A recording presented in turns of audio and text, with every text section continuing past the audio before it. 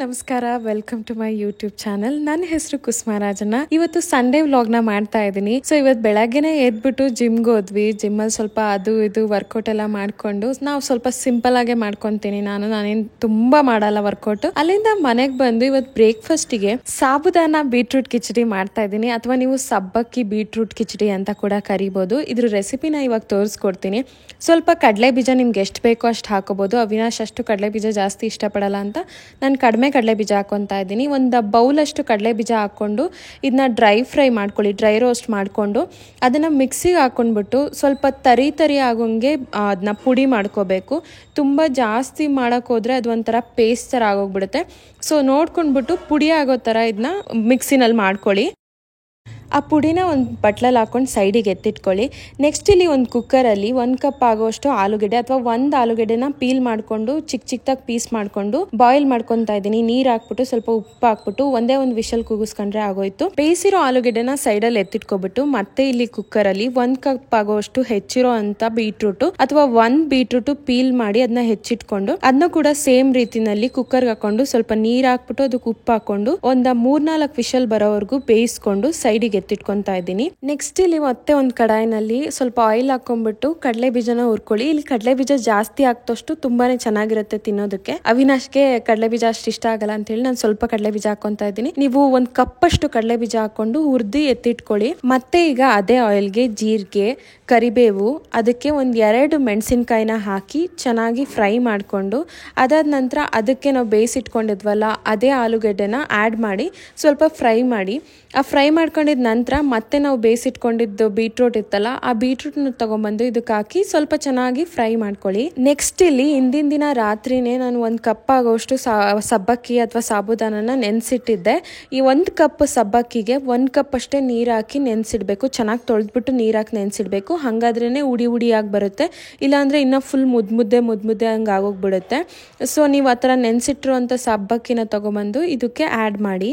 ಇದಾದ ನಂತರ ನೀವು ಉಪ್ಪು ಎಷ್ಟು ಬೇಕು ಅಂತ ನೋಡ್ಕೊಂಡು ಉಪ್ಪು ಹಾಕೊಂಡು ನಾವು ಮೊದಲೇನೆ ಈ ಕಡಲೆ ಬೀಜನ ರುಬ್ಬಿಟ್ಕೊಂಡಿದ್ವಲ್ಲ ಪುಡಿನ ಅದನ್ನ ತಗೊಬಂದು ಇದಕ್ಕೆ ಆ್ಯಡ್ ಮಾಡಬೇಕು.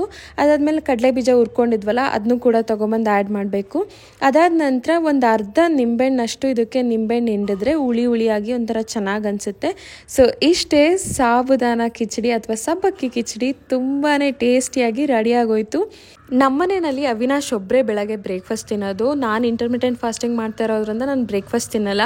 ಸೊ ಅವ್ರಿಗೇನಪ್ಪ ಅಂದರೆ ಬೆಳಗ್ಗೆ ರೈಸ್ ತಿನ್ನೋಕಷ್ಟು ಇಷ್ಟ ಆಗಲ್ಲ. ಅದು ಅಲ್ಲದೆ ದೋಸೆ ಎಲ್ಲ ನಾನು ಜಾಸ್ತಿ ಮಧ್ಯಾಹ್ನ ಟೈಮಲ್ಲೇ ಮಾಡ್ಕೊತೀವಿ, ಇಬ್ಬರಿಗೂ ಆಗುತ್ತೆ ಅಂತ ಹೇಳ್ಬಿಟ್ಟು. ಇದು ಹೇಳಬೇಕಂದ್ರೆ ನಾರ್ತ್ ಇಂಡಿಯನ್ ಡಿಶ್ಶು. ಅವರು ಯಾವುದೋ ಹಬ್ಬಗಳು ಮಾಡಬೇಕಾದ್ರೆ ಇದನ್ನು ಫಲಹಾರ ಥರ ಸೇವನೆ ಮಾಡ್ತಾರಂತೆ. ಸೊ ನನಗೂ ಇಷ್ಟ ಆಯಿತು, ನಾನು ಟ್ರೈ ಮಾಡಿದಾಗ. ಅದಕ್ಕೆ ಇದನ್ನು ನನ್ನ ಬ್ರೇಕ್ಫಾಸ್ಟ್ ರುಟೀನ್ಗೆ ಆ್ಯಡ್ ಮಾಡ್ಕೊಂಡಿದ್ದೀನಿ. ಹಾಗೆ ನಾನಿಲ್ಲಿ 1-2 ಮೊಟ್ಟೆ ಕುಕ್ಕೊಯ್ದ್ಬಿಟ್ಟು ಸ್ಕ್ರಾಂಬಲ್ಡ್ ಎಗ್ ಥರ ಮಾಡ್ಕೊಂಡಿದ್ದೀನಿ. ಸೊ ಇವತ್ತಿನ ಬ್ರೇಕ್ಫಾಸ್ಟ್ಗೆ ಸಾಬುದಾನ ಬೀಟ್ರೂಟ್ ಕಿಚಡಿ, ಸ್ಕ್ರಾಂಬಲ್ಡ್ ಎಗ್ ಮತ್ತು ಆರೆಂಜ್ನ ಅವಿನಾಶಿಗೆ ಕೊಟ್ಟೆ. ನನಗೆ ಎಷ್ಟೊಂದು ಜನ ಇದ್ಕಿದ ಅವರೆಕಾಳ್ದು ಸಾಂಬಾರು ಮಾಡಿ ರೆಸಿಪಿ ತೋರಿಸಿ ಅಂತ ಕೇಳಿದ್ರಿ. ಸೊ ಅದಕ್ಕೆ ಇವತ್ತು ತರಕಾರಿ ತರಕ್ಕೆ ಹೋಗ್ಬಿಟ್ಟು ತಗೊಬರೋಣ ಅವರೆಕಾಳೆಲ್ಲ ಅಂತ ಹೋದರೆ ಇವತ್ತು ಅವರೆಕಾಳೇ ಸಿಗಲಿಲ್ಲ. ಸೊ ಸಾರಿ, ಇವತ್ತು ಮಾಡೋಕ್ಕಾಗಲ್ಲ.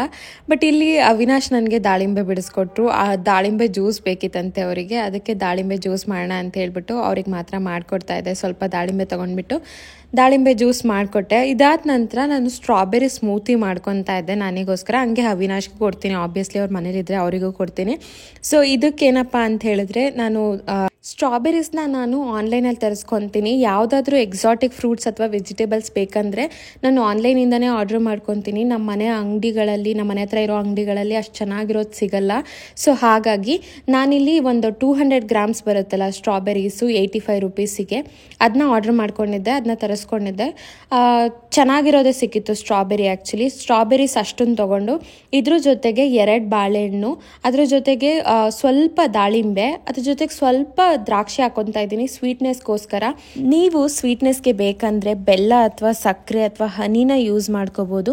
ನಾನು ಹೆಲ್ದಿಯಾಗಿರಲಿ ಅಂತ ಹೇಳ್ಬಿಟ್ಟು ಡೇಟ್ಸ್ ಅಥವಾ ದ್ರಾಕ್ಷಿನ ಯೂಶಲಿ ಸ್ಮೂತೀಸ್ಗೆಲ್ಲ ಯೂಸ್ ಮಾಡ್ತೀನಿ ಸ್ವೀಟ್ನೆಸ್ ಬೇಕಂದರೆ. ಎಂಥ ಸ್ವೀಟ್ಸ್ ಇಲ್ಲ ಅಂದರೂ ಸಮೇತ, ಸ್ವೀಟ್ನರ್ ಇಲ್ಲ ಅಂದರೂ ಸಮೇತ ತುಂಬಾ ಟೇಸ್ಟಿಯಾಗಿರುತ್ತೆ. ನೀವು ಕೂಡ ಒಂದ್ಸರಿ ಟ್ರೈ ಮಾಡಿ ನೋಡಿ. ಏನು ಸಕ್ಕರೆ ಬೆಲ್ಲ ಅದೇನು ಬೇಕಾಗೇ ಇಲ್ಲ ಹೇಳ್ಬೇಕಂದ್ರೆ. ಈ ಥರ ಮಕ್ಳಿಗೆ ಮಾಡಿಕೊಟ್ರೆ ನಿಜವಾಗ್ಲೂ ಇಷ್ಟಪಟ್ಟು ಕುಡಿತಾರೆ. ಒಂದ್ಸರಿ ಮನೇಲಿ ಟ್ರೈ ಮಾಡಿ ಹೇಗಿತ್ತು ಅಂತ ನನಗೆ ತಿಳಿಸಿ. ಹಾಗೆ ನಿಮ್ಗೇನಾದರೂ ಇನ್ನೂ ಹೆಚ್ಚಿನ ಸ್ಮೂತೀಸ್ ರೆಸಿಪೀಸ್ ಅಥವಾ ಡಿಟಾಕ್ಸ್ ಡ್ರಿಂಕ್ಸ್ ರೆಸಿಪೀಸ್ ಅಥವಾ ಯಾವುದೇ ಹೆಲ್ದಿ ಥರ ಫುಡ್ದು ರೆಸಿಪೀಸ್ ಬೇಕಂದರೆ ಕಮೆಂಟ್ ಮಾಡಿ ತಿಳಿಸಿ ಯಾವ್ದು ಬೇಕು ಅಂತ ಹೇಳ್ಬಿಟ್ಟು ನಾನು ಖಂಡಿತವಾಗ್ಲೂ ಆದಷ್ಟು ಬೇಗ ಮಾಡಿ ಅಪ್ಲೋಡ್ ಮಾಡೋದಕ್ಕೆ ಟ್ರೈ ಮಾಡ್ತೀನಿ. ನಿಮ್ಗೇನಾದರೂ ಬರೀ ಕುಕಿಂಗ್ ವಿಡಿಯೋಸ್ ಬೋರ್ ಆಗ್ತಿದೆ ಅಂತ ಅನಿಸಿದ್ರೆ ಹೇಳಿ, ನಾನು ಯಾವುದಾದ್ರೂ ಒಂದು ಒಳ್ಳೆ ಟಾಪಿಕ್ ಬಗ್ಗೆ ಮಾತಾಡೋದಕ್ಕೆ ಇಷ್ಟಪಡ್ತೀನಿ. ಯಾವ್ದು ಬೇಕು ಅಂತ ಕಮೆಂಟ್ ಮಾಡಿ. ಇವತ್ತು ಲಂಚಿಗೆ ನಾನು ಮೇಥಿ ಮಲೈ ಮಟರ್ ಕರಿ ಅಥವಾ ನೀವು ಮೆಂತ್ಯ ಸೊಪ್ಪು ಬಟಾಣಿ ಕರಿ ಅಂತ ಕೂಡ ಕರ್ಕೋಬೋದು. ಕರಿಯೋದ್ರಲ್ಲಿ ಏನಿದೆ, ಏನಾದರೂ ಕರೀಲಿ, ಟೇಸ್ಟ್ ಚೆನ್ನಾಗಿದ್ರೆ ಸಾಕಲ್ವಾ. ಸೊ ನಾನಿಲ್ಲಿ ಮೆಂತ್ಯ ಸೊಪ್ಪನ್ನ ಬಿಡಿಸಿಟ್ಕೊತಾ ಇದ್ದೀನಿ. ಇದ್ರದ್ದು ಎಲೆ ಮಾತ್ರ ತೊಗೋಬೇಕು, ಆ ಕಡ್ಡಿ ತೊಗೋಬಾರ್ದು, ಚೆನ್ನಾಗಲ್ಲ ಮೆಂತ್ಯ ಸೊಪ್ಪಿಗೆ. ಕಡ್ಡಿ ಎಲ್ಲ ಹಾಕೊಂಡ್ರೆ ಒಂಥರ ಕೈ ಬಂದ್ಬಿಡುತ್ತೆ. ಸೊ ಬರೀ ಅದ್ರದ್ದು ಎಲೆ ಇರುತ್ತಲ್ಲ, ಆ ಎಲೆ ಮಾತ್ರನ ಬಿಡಿಸಿ ಇಟ್ಕೊಂಡಿದ್ದೀನಿ. ಒಂದು ಕಂತೆ ಆಗೋಷ್ಟು ತೊಗೊಂಡಿದ್ದೀನಿ. ಹಾಗೆ 1 ಕಪ್ ಅಷ್ಟು ಬಟಾಣಿ ತೊಗೊಂಡಿದ್ದೀನಿ, ಹಸಿ ಬಟಾಣಿ ಬಿಡಿಸ್ಕೊಂಡಿರೋದು. ಹಾಗೆ ನಾನಿಲ್ಲಿ ಕರಿಗೆ ಬೇಕಾದಂಥ ಟೊಮೊಟೊ, ಈರುಳ್ಳಿ, ಮೆಣಸಿನ್ಕಾಯಿ ಎಲ್ಲ ಹೆಚ್ಚಿಟ್ಕೊತಾ ಇದ್ದೀನಿ. ಹಾಗೆ ಒಂದು ಮಾತು ಹೇಳಬೇಕು ಅಂತ ಅಂದ್ಕೊಂಡೆ. ನಾನು ಇನ್ಸ್ಟಾಗ್ರಾಮಲ್ಲಿ ಒಂದು ವಿಡಿಯೋ ತುಂಬಾ ವೈರಲ್ ಆಗಿದೆ.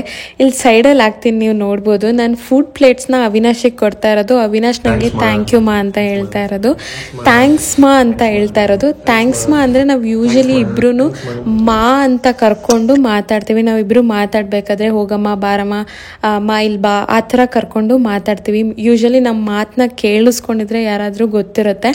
ಸೊ ಆ ಥರ ಒಂದು ಯೂಸ್ ಮಾಡಿಕೊಂಡು ನನಗೆ ಥ್ಯಾಂಕ್ಸ್ ಮಾ ಅಂತ ಹೇಳ್ತಾ ಇದ್ದಾರೆ ನಾನು ಫುಡ್ ಪ್ಲೇಟ್ ಕೊಟ್ಟಾಗೆಲ್ಲ. ಈ ವಿಡಿಯೋ ಆಲ್ಮೋಸ್ಟ್ 8.3 ಮಿಲಿಯನ್ ವ್ಯೂಸ್ ಬಂದಿತ್ತು ಇನ್ಸ್ಟಾಗ್ರಾಮಲ್ಲಿ. ಸೊ ಇದರಲ್ಲಿ ಏನಪ್ಪ ಅಂತ ಹೇಳಿದ್ರೆ, ಕಮೆಂಟ್ ಸೆಕ್ಷನಲ್ಲಿ ಎಷ್ಟೊಂದು ಜನ ಹುಡುಗಿರು ಎಷ್ಟು ಬ್ಯಾಡ್ ಕಮೆಂಟ್ಸ್ ಆಗ್ತಾ ಇದ್ದಾರೆ ಅಂದರೆ, ಏನು ಗೊತ್ತಾ, ಒಬ್ಳು ಹುಡುಗಿ ಕೆಲಸ ಮಾಡ್ತಾ ಇದ್ದಾಳೆ ಅಥವಾ ಅಡುಗೆ ಮಾಡ್ತಾ ಇದ್ದಾಳೆ, ಮನೆ ಕೆಲಸ ಮಾಡ್ತಾ ಇದ್ದಾಳೆ ಅಂತ ಅಂದರೆ ಎಲ್ಲರೂ ನನ್ನ ಫೋರ್ಸ್ ಮಾಡಿ, ನನ್ನ ಗಂಡ ಫೋರ್ಸ್ ಮಾಡಿ ಮಾಡಿಸ್ತಾ ಇದ್ದಾನೆ, ನಾನು ಫೋರ್ಸ್ ಮಾಡ್ತಾ ಇರೋದಕ್ಕೆ ಮಾಡ್ತಾ ಇರೋದು ಅನ್ನೋ ಥರ ಒಂದು ಭಾವನೆನೇ ತಿಳ್ಕೊಂಬಿಡ್ತಾರೆ. ಐನೋ ಅರ್ಥ ಆಗುತ್ತೆ, ಕೆಲವೊಬ್ಬರಿಗೆ ಫೋರ್ಸ್ ಮಾಡಿ ಮಾಡಿಸ್ತಾರೆ, ಅದರಲ್ಲೂ ಇರ್ಬೋದು. ಬಟ್ ಎಲ್ಲರೂ ಫೋರ್ಸ್ ಮಾಡಿನೇ ಅಡುಗೆ ಮಾಡಿಸ್ತಾ ಇಲ್ಲ ಅಲ್ವಾ. ಈಗ ನನಗೆ ಅಡುಗೆ ಮಾಡೋಕ್ಕೆ ತುಂಬಾ ಇಷ್ಟ. ನನ್ನ ಹಸ್ಬೆಂಡ್ ಎಷ್ಟೊಂದು ಸರಿ ನನ್ನ ಕೆಲಸಗಳಿದ್ದಾಗ, ನನಗೆ ತುಂಬ ಸ್ಟ್ರೆಸ್ ಆಗಿದ್ದಾಗ ಯಾರಾದರೂ ಅಡುಗೆಯವ್ರನ್ನ ಕರ್ಕೊಬಿಡು, ಅಡುಗೆಯವ್ರ ಹತ್ರ ಮಾಡಿಸ್ಕೊಂಬಿಡು, ಅಡುಗೆಯವ್ರನ್ನ ಇಟ್ಕೊಂಬಿಡೋಣ ಅಂತ ಎಷ್ಟೊಂದು ಸರಿ ಹೇಳಿದ್ರು ಕೂಡ ನನಗೆ ಅಡುಗೆ ಮಾಡೋದು ಇಷ್ಟ ಇರೋದ್ರಿಂದ ನಾನೇ ಅಡುಗೆ ಮಾಡ್ಕೊತಾ ಇರ್ತೀನಿ. ಬಟ್ ಎಲ್ಲರೂ ನನಗೆ ಯಾವ ಥರ ಕಮೆಂಟ್ಸ್ ಆಗ್ತಿದ್ರು ಅಂದರೆ, ನಿನ್ನ ಗಂಡ ಮಾಡಿಕೊಡಲ್ವಾ, ಬರೀ ನೀನೇ ಮಾಡಿಡ್ಬೇಕಾ, ನಿನ್ನ ಗಂಡ ಏನು ಮಾಡ್ತಾರೆ, ಅವ್ರಿಗೆ ಮಾಡ್ಕೊಳಕ್ಕಾಗಲ್ವಾ ಅನ್ನೋ ಥರ ಒಂದು ಕಮೆಂಟ್ಸ್ ಆಗ್ತಾಯಿದ್ರು. ಸೊ ಈಗಿನ ಜನ್ರೇಷನ್ ತುಂಬಾ ಚೇಂಜ್ ಆಗಿದೆ. ಐನೋ ನನಗೆ ಅರ್ಥ ಆಗುತ್ತೆ, ಎಲ್ಲರೂ 50-50 ಇರಬೇಕು, ಹುಡುಗಿನೂ 0.5% ಹಾಕಿದ್ರೆ ಹುಡುಗನೂ 0.5% ಹಾಕಬೇಕು, ಫಿನಾನ್ಷಿಯಲಿನೂ 50-50 ಇರಬೇಕು, ಮನೆ ಕೆಲಸಗಳಲ್ಲೂ 50-50 ಇರಬೇಕು ಅಂತ ಈ ಜನ್ರೇಷನ್ ಥಿಂಕ್ ಮಾಡ್ತಾರೆ. ಬಟ್ ನನ್ನ ಪ್ರಕಾರ ಏನು ಗೊತ್ತಾ, 50-50 ಅಂದರೆ ನೀನು ಅನ್ನ ಮಾಡು, ನಾನು ಸಾಂಬಾರು ಮಾಡು ಅನ್ನೋ ಥರ ಅಲ್ಲ. ಯಾವಾಗಲೂ ರಿಲೇಷನ್ಶಿಪ್ಪಲ್ಲಿ ಎರಡೂ ಕಡೆಯಿಂದನೂ ಈಕ್ವಲ್ ಎಫರ್ಟ್ ಇರಬೇಕು. ಇಬ್ಬರು ಪಾರ್ಟ್ನರ್ಸು ಒಂದೇ ಥರ ಇಬ್ಬರೂ ಇಷ್ಟಪಟ್ಟು ನಮ್ಮೊಂದು ಟೀಮ್ ಆಗಿ ಎಫರ್ಟ್ಸ್ನ ಹಾಕ್ತಾ ಇದ್ರೆ, ನಾನು ಅಡುಗೆ ಮಾಡಲಿ, ನನ್ನ ಗಂಡ ಅಡುಗೆ ಮಾಡಲಿ, ಅದರಲ್ಲಿ ಯಾವುದೇ ರೀತಿ ಏನು ರಾಂಗ್ ಅಂತ ಅನಿಸಲ್ಲ. ಅದರಲ್ಲಿ ಯಾವುದೇ ರೀತಿ ಈಗೋ ಇರಬಾರ್ದು ಇಬ್ಬರು ಮಧ್ಯನೂ. ಹಿಂದಿನ ಕಾಲದಲ್ಲೆಲ್ಲ ಹುಡುಗರು ಅಡುಗೆ ಮಾಡಬಾರ್ದು, ಹುಡುಗಿರೇ ಅಡುಗೆ ಮಾಡಬೇಕು, ಹುಡುಗಿರು ಯಾವಾಗಲೂ ಮನೆಯಲ್ಲೇ ಇರಬೇಕು, ಕೆಲ್ಸಕ್ಕೆ ಹೋಗಬಾರ್ದು ಅನ್ನೋದು ಇರ್ತಿತ್ತು. ಇವಾಗೆಲ್ಲ ಕಾಲ ತುಂಬ ಚೇಂಜ್ ಆಗಿದೆ ಅಲ್ವಾ. ಇಬ್ಬರೂ ಅಡುಗೆ ಮಾಡ್ಕೊಳ್ಳೋಣ, ಇಬ್ಬರೂ ದುಡ್ಕೊಳ್ಳೋಣ, ಇಬ್ಬರೂ ನಮ್ಮ ಒಳ್ಳೆ ಫ್ಯೂಚರ್ಗೋಸ್ಕರ ಸಂಪಾದನೆ ಮಾಡೋಣ. ಸಂಪಾದನೆ ಒಂದೇ ಅಲ್ಲ, ಅಡುಗೆ ಮಾಡೋದು ಏನು ಸಂಪಾದನೆ ಅಲ್ವಾ. ಅಡುಗೆ ಮಾಡಿಕೊಟ್ರೆ ತಾನೇ ಯಾರಾದರೂ ಆಗಲಿ ದುಡಿಯೋಕ್ಕಾಗೋದು. ಸೊ ನನ್ನ ಪ್ರಕಾರ ಏನಪ್ಪ ಅಂದರೆ, ಎರಡೂ ಕಡೆಯಿಂದನೂ ಒಂದು ಅಂಡರ್ಸ್ಟ್ಯಾಂಡಿಂಗಿಂದ, ಅಡ್ಜಸ್ಟ್ಮೆಂಟ್ಸಿಂದ, ಒಂದು ಈಕ್ವಲ್ ಎಫರ್ಟ್ಸಿಂದ ಒಂದು ಸಂಸಾರನ ಸಾಗಿಸ್ಕೊಂಡು ಹೋಗಬೇಕು. ಒಂದು ಟೀಮಾಗಿ ಎಫರ್ಟ್ ಹಾಕಬೇಕು. ಅದರಲ್ಲಿ ಯಾವುದೇ ರೀತಿ ಈಗೋ ಇರಬಾರ್ದು ಅನ್ನೋದು ನನ್ನ ಉದ್ದೇಶ. ಫೆಮಿನಿಸಮ್ ಅಂದರೆ ಈಕ್ವಾಲಿಟಿನ ಕೇಳೋದು. ಬಟ್ ಇವಾಗಿನ ಜನ್ರೇಷನ್ನು ಎಲ್ಲದನ್ನು ಒಂಥರ ಸೂಡೋ ಫೆಮಿನಿಸಮ್ ಮಾಡ್ಕೊಬಿಟ್ಟಿದ್ದಾರೆ. ಎಲ್ಲದಕ್ಕೂ ನೆಗೆಟಿವ್ ಆಗಿ ತೊಗೊಂಡು ಎಲ್ಲದನ್ನು ನೆಗೆಟಿವ್ ಆಗೇ ಥಿಂಕ್ ಮಾಡ್ತಾರೆ. ಐ ಡೋಂಟ್ ನೋ, ಇಲ್ಲಿ ಈ ಒಂದು ವಿಡಿಯೋ ನೋಡ್ತಿರೋದು ಎಲ್ಲ ಥರ ಏಜ್ ಗ್ರೂಪ್, ವಿಮೆನ್ ಇರ್ಬೋದು, ಮೆನ್ ಇರ್ಬೋದು. ಬಟ್ ನನಗನ್ಸಿದ್ನ ನಾನು ಹೇಳ್ತಾ ಇದ್ದೀನಿ, ಕೆಲವೊಂದು ಯಂಗ್ ಜನ್ರೇಷನ್ನು ಕೆಲವೊಂದು ರೀತಿಯಲ್ಲಿ ತುಂಬಾ ಸೋಷಿಯಲ್ ಮೀಡಿಯಾಯಿಂದ ಒಂಥರ ಇನ್ಫ್ಲೂಯೆನ್ಸ್ ಆಗ್ತಾ ಇದ್ದಾರೆ. ಸೊ ಅದಕ್ಕೋಸ್ಕರ ನನ್ನ ಒಂದು ಒಪಿನಿಯನ್ನ ಹೇಳ್ತಾ ಇದ್ದೀನಿ ಇಲ್ಲಿ. ರಿಲೇಷನ್ಶಿಪ್ ಅನ್ನೋದು ಯಾವುದೇ ಥರ ಈ ಥರ ಈಗೋ ಇರ್ಬೋದು ಅಥವಾ ನಾವು ಪೇಟ್ರಿಯಾರ್ಕಿನ ಬ್ರೇಕ್ ಮಾಡಬೇಕು, ಫೆಮಿನಿಸಮ್ ಅನ್ನೋದು ಇರಬೇಕು, ಬಟ್ ಪೇಟ್ರಿಯಾರ್ಕಿನ ಬ್ರೇಕ್ ಮಾಡಬೇಕು, ಸೂಡೋ ಫೆಮಿನಿಸಮಿಂದ ರಿಲೇಷನ್ಶಿಪ್ನ ಬೆಳೆಸ್ಕೊಂಡು ಹೋಗ್ತೀವಿ ಅಂದರೆ ಅದು ದೇವರಾಣೆ ವರ್ಕ್ ಆಗಲ್ಲ. ಸೊ ಯಾವಾಗ್ಲೂ ಈಗೋ ಇರಬಾರ್ದು, ಅಂಡರ್ಸ್ಟ್ಯಾಂಡಿಂಗ್ ಇರಬೇಕು ಅನ್ನೋದು ನನ್ನ ಒಂದು ಉದ್ದೇಶ. ಹಂಗಂತ ನಾನು ಎಲ್ಲದರಲ್ಲೂ ಪರ್ಫೆಕ್ಟ್ ಅಂತ ಅಲ್ಲ, ಬಟ್ ನಾನು ಅರ್ಥ ಮಾಡ್ಕೊಂಡಿರೋದನ್ನ ನಾನು ನಿಮಗೆ ಹೇಳ್ತಾ ಇದ್ದೀನಿ. I hope you guys understand this. ಕರಿ ಮಾಡೋದಕ್ಕೆ ಒಂದು ಬಾಣಲೆನಲ್ಲಿ ಎಣ್ಣೆ ಹಾಕ್ಕೊಂಡೆ, ಸ್ವಲ್ಪ ಕೊಬ್ಬರಿ ಎಣ್ಣೆ ಗಟ್ಟಿಗಾಗ್ಬಿಟ್ಟಿತ್ತು, ಚಳಿಗಾಲ ಅಲ್ವಾ, ಅದಕ್ಕೆ ಕಡಲೆಕಾಯಿ ಎಣ್ಣೆ ಹಾಕ್ಕೊಬಿಟ್ಟು ಅದಾದ ನಂತರ ಸ್ವಲ್ಪ ಜೀರಿಗೆ ಹಾಕ್ಕೊಂಡು 2 ಚಿಕ್ಕದಾಗಿ ಕಟ್ ಮಾಡ್ಕೊಂಡು ಇಟ್ಕೊಂಡಿರುವಂಥ ಈರುಳ್ಳಿನ ಮಿಕ್ಸ್ ಮಾಡಿ, ಈರುಳ್ಳಿ ಚೆನ್ನಾಗಿ ಬೇಯೋವರೆಗೂ ಒಂಥರ ಟ್ರಾನ್ಸ್ಲೂಸೆಂಟ್ ಆಗಬೇಕು, ಅಲ್ಲಿವರೆಗೂ ಬೇಯಿಸ್ಕೊಂಡು ಅದಾದ ನಂತರ ಅದಕ್ಕೆ ನಾನು ಮೆಣಸಿನ್ಕಾಯಿನ ಹಾಕ್ಕೊಂಡೆ. 2 ಚಿಕ್ಕದಾಗಿ ಹೆಚ್ಚಿಟ್ಕೊಂಡಿರುವಂಥ ಮೆಣಸಿನ್ಕಾಯಿ ಹಾಕಿ ಅದನ್ನ ಸ್ವಲ್ಪ ಫ್ರೈ ಮಾಡ್ಕೊಂಡ ನಂತರ ಶುಂಠಿ ಬೆಳ್ಳುಳ್ಳಿ ಪೇಸ್ಟ್ ಹಾಕ್ಕೊತಾ ಇದ್ದೀನಿ, 1 ಸ್ಪೂನ್ ಆಗುವಷ್ಟು. ಅದಾದ ನಂತರ ನಾನಿಲ್ಲಿ 3 ಟೊಮೊಟೊನ ಪೇಸ್ಟ್ ಮಾಡ್ಕೊಂಡಿರುವಂಥ ಟೊಮೊಟೊ ಪ್ಯೂರಿನ ಆ್ಯಡ್ ಮಾಡಿಕೊಂಡು ಚೆನ್ನಾಗಿ ಬೇಯಿಸ್ಕೊತಾ ಇದ್ದೀನಿ. ಸ್ವಲ್ಪ ಸಾಲ್ಟ್ ಹಾಕಿದ್ರೆ ಟೊಮೊಟೊ ಬೇಗ ಬೆಂದೋಗುತ್ತೆ.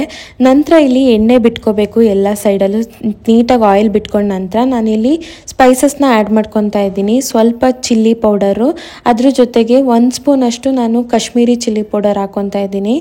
ಸೊ ಇದು ಜಸ್ಟ್ ಕಲರ್ಗಷ್ಟೇ, ನೀವು ಅದನ್ನ ಸ್ಕಿಪ್ ಮಾಡ್ಕೋಬೋದು ನಿಮ್ಮ ಮನೇಲಿ ಇಲ್ಲ ಅಂದರೆ.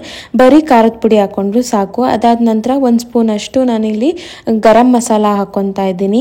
ಅದಾದ್ಮೇಲೆ ಸ್ವಲ್ಪ ಅರಿಶಿನ ಪುಡಿ ಹಾಕೊಂಡೆ. ಯಾವಾಗಲೂ ಈ ಥರ ಮಸಾಲ ಹಾಕಬೇಕಾದ್ರೆ ಲೋ ಫ್ಲೇಮಲ್ಲಿ ಇಟ್ಕೊಂಡು ಮಸಾಲ ಹಾಕೋಬೇಕು, ಇಲ್ಲಾಂದರೆ ಸೀದ್ ಬಿಡುತ್ತೆ. ಆ ಥರ ಸೀಯುತ್ತೆ ಅನ್ಸಿದ್ರೆ ಸ್ವಲ್ಪ ನೀರು ಹಾಕಿದ್ರೆ ಸಾಕು. ನಾನಿಲ್ಲಿ ಬಟಾಣಿ ಇಟ್ಕೊಂಡಿದ್ನಲ್ಲ, ಆ ಬಟಾಣಿನ ಹಾಕಿ ಸ್ವಲ್ಪ ನೀರು ಹಾಕ್ಬಿಟ್ಟು ಒಂದು ಪ್ಲೇಟ್ ಮುಚ್ಚಿಬಿಟ್ಟು ಬೇಯಿಸ್ತಾ ಇದ್ದೀನಿ. ಒಂದು 5 ಮಿನಿಟ್ಸ್ ಆಗುವಷ್ಟು ಮೀಡಿಯಂ ಫ್ಲೇಮಲ್ಲಿ ಇಟ್ಟು ಬೇಯಿಸ್ಕೊಂಡ್ರೆ ಸಾಕು. ಹಸಿ ಬಟಾಣಿ ಅಲ್ವಾ, ಬೇಗ ಬೆಂದೋಗ್ಬಿಡುತ್ತೆ. ಇದಾದ ನಂತರ ನಾನು ಹೆಚ್ಚಿಟ್ಕೊಂಡಿರುವಂಥ ಮೆಂತ್ಯ ಸೊಪ್ಪನ್ನ ಇದಕ್ಕೆ ಆ್ಯಡ್ ಮಾಡ್ತಾ ಇದ್ದೀನಿ. ನಿಮಗೆ ಮೆಂತ್ಯ ಸೊಪ್ಪು ಜಾಸ್ತಿ ಅನ್ನಿಸ್ಬೋದು, ಬಟ್ ಇದು ಬೆಂದಾದ್ಮೇಲೆ ತುಂಬಾ ಕಡಿಮೆ ಆಗೋಗ್ಬಿಡುತ್ತೆ. ನೀವೇ ನೋಡಿ ಎಷ್ಟು ಕಡಿಮೆ ಆಗೋಯ್ತು, ಸ್ವಲ್ಪ ಬೇಯ್ತಿದ್ದಂಗೆ ನೋಡ್ಬೋದು. ಇದಕ್ಕೆ ಸ್ವಲ್ಪ ನೀರು ಆ್ಯಡ್ ಮಾಡಿಬಿಟ್ಟು ನಾನು ಮತ್ತೆ ಪ್ಲೇಟ್ ಇಟ್ಟು ಒಂದು 5 ಮಿನಿಟ್ಸ್ ಆಗುವಷ್ಟು ಬೇಯಿಸ್ತಾ ಇದ್ದೀನಿ. ಈ ಬೇಯಿಸಿದ ನಂತರ ಇದಕ್ಕೆ ನಾನು ಒಂದು ಅರ್ಧ ಕಪ್ಪಷ್ಟು ಮೊಸರು ಆ್ಯಡ್ ಮಾಡ್ಕೊತಾ ಇದ್ದೀನಿ. ಮೊಸರನ್ನ ಕಡಿಮೆನೇ ಹಾಕೊಳ್ಳಿ, ತುಂಬ ಜಾಸ್ತಿ ಹಾಕಿದ್ರೆ ಒಂಥರ ಹುಳಿ ಆಗೋಗ್ಬಿಡುತ್ತೆ.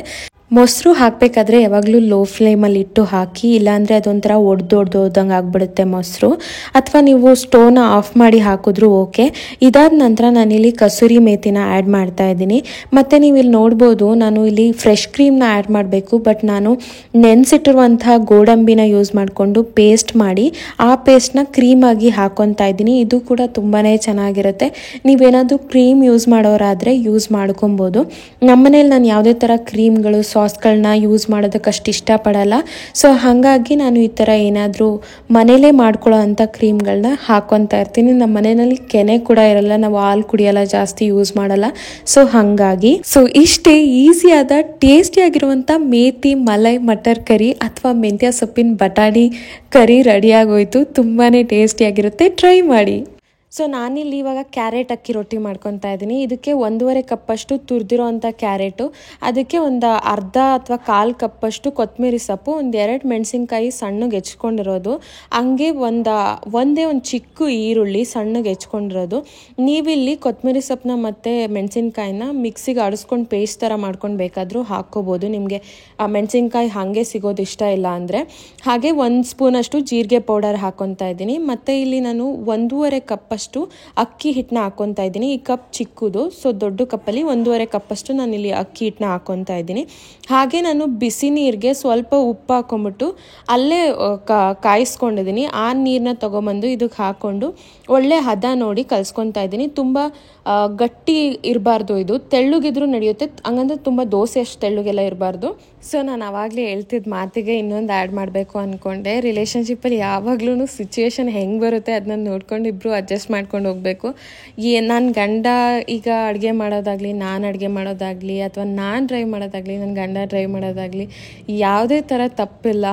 ಬಟ್ ಸಿಚುವೇಶನ್ ಹೆಂಗಿರುತ್ತೆ, ಯಾರು ಯಾವುದರಲ್ಲಿ ಬೆಸ್ಟು, ಅಥವಾ ಯಾರಿಗೆ ಟೈಮ್ ಇದೆ. ಫಾರ್ ಎಕ್ಸಾಂಪಲ್ ಇವಾಗ ನನಗೆ ಅಡುಗೆ ಮಾಡೋದಕ್ಕೆ ಟೈಮ್ ಇದೆ, ನನ್ನ ವರ್ಕ್ ಜೊತೆ ನಾನು ಅಡುಗೆನ ಆರಾಮಾಗಿ ಮಾಡ್ಕೋಬೋದು. ನನ್ನ ಹಸ್ಬೆಂಡ್ ಬೆಳಗ್ಗೆ 8 ಗಂಟೆಯಿಂದ ಸ್ಟಾರ್ಟ್ ಆದರೆ ರಾತ್ರಿ 9 ಗಂಟೆ 10 ಗಂಟೆ ಆದ್ರೂ ಕಾಲ್ಸ್ ಎಲ್ಲ ಮುಗ್ದೇ ಇರಲ್ಲ, ವರ್ಕ್ ಮಾಡ್ತಾನೆ ಇರ್ತಾರೆ. ಇಟ್ ಈಸ್ ನಾಟ್ ಫೇರ್ ಅಲ್ವಾ. ನಾನು ಅವರಿಗೆ ನೀವೇ ಮಾಡಿಕೊಡಿ ಅಂತ ಹೇಳೋದು. ಇಟ್ಸ್ ಓಕೆ, ನನಗೆ ಆಗಲ್ಲ ಅಂದಾಗ ಮಾಡ್ಕೋಬೋದು, but it's not that fair ಅಲ್ವಾ. ಸೊ ಅನ್ನೋದು ನನ್ನ ಉದ್ದೇಶ. ಸೊ ಅದಕ್ಕೆ ಯಾವಾಗಲೂ ಸಿಚುವೇಶನ್ ಹೆಂಗೆ ಬರುತ್ತೆ ಹಂಗೆ ಅಡ್ಜಸ್ಟ್ ಮಾಡ್ಕೊಂಡು ಹೋಗಬೇಕು. ಯಾವುದೇ ಥರ ಈಗೋ ಪೇಟ್ರಿಯಾರ್ಕಿನ ಬ್ರೇಕ್ ಮಾಡಬೇಕು ಅನ್ನೋದು ನನ್ನ ಉದ್ದೇಶ. ಸೊ ಐ ಹೋಪ್ ಇದು ನನಗೆ ಒಂದು ಯಂಗ್ ಜನ್ರೇಷನ್ಗೆ ಈ ಒಂದು ಮಾತನ್ನ ಹೇಳಬೇಕು ಅನ್ನಿಸ್ತು. ಬಿಕಾಸ್ ಅವರೆಲ್ಲ ತುಂಬಾ ಒಂಥರ ಲಾಲಾಲ ಲ್ಯಾಂಡಲ್ಲಿ ಇರ್ತಾರೆ ಅನ್ನೋದು ನನ್ನ ಉದ್ದೇಶ. ಬಿಕಾಸ್ ಎಷ್ಟೊಂದು ಜನ ಅನ್ರಿಯಲಿಸ್ಟಿಕ್ ಎಕ್ಸ್ಪೆಕ್ಟೇಷನ್ನ ಇಟ್ಕೊಂಡು ನಮ್ಗೆ ಆ ಥರ ಬೇಕು ಈ ಥರ ಬೇಕು ಅಂತ ಅನ್ಕೊತಾ ಇರ್ತಾರೆ. ಸೊ ಅದಕ್ಕಾಗಿ ಈ ಮಾತನ್ನ ಹೇಳಬೇಕು ಅನ್ನಿಸ್ತು. ನೆಕ್ಸ್ಟ್ ಇಲ್ಲಿ ಹಿಟ್ಟನ್ನ ಕಲಿಸ್ಕೊಂಡಿದ ನಂತರ ನೀವು ನೋಡ್ಬೋದು ಈ ಥರ ಉಂಡೆ ಮಾಡಿಕೊಂಡು ನಾನು ಇದನ್ನು ಬಟರ್ ಪೇಪರ್ ಅಥವಾ ಪಾಶ್ಮನ್ ಪೇಪರ್ ಇದನ್ನ ಬಟರ್ ಪೇಪರ್ ಅಂತಾರೆ. ಇದಕ್ಕೆ ಅಂಗಡಿನಲ್ಲಿ ನಿಮಗೆ ಬಟರ್ ಪೇಪರ್ ಅಂತ ಕೇಳಿದ್ರೆ ಸಿಗುತ್ತೆ.